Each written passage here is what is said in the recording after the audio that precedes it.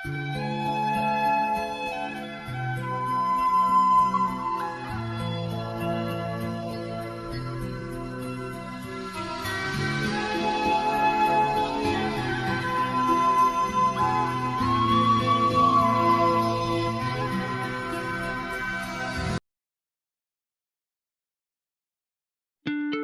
ารเลือกรับประทานผักและผลไม้หลากหลายสีจะช่วยส่งเสริมการดีท็อกซ์ร่างกายแบบธรรมชาติได้อย่างปลอดภัยที่สุด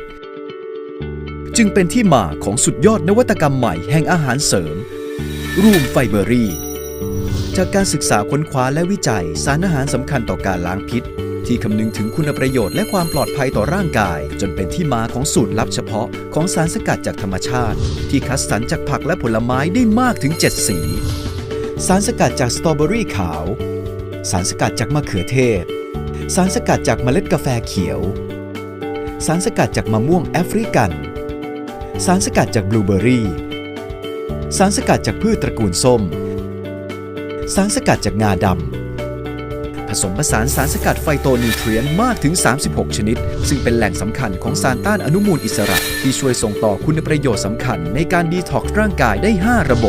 บลำไส้ระบบตับระบบไตระบบเลือดและระบบผิวหนังรวมทั้งช่วยในการลดความเสี่ยงต่อการเกิดโรคต่างๆจึงเหมาะสำหรับผู้ที่ทานผักและผลไม้ในแต่ละวันไม่เพียงพอ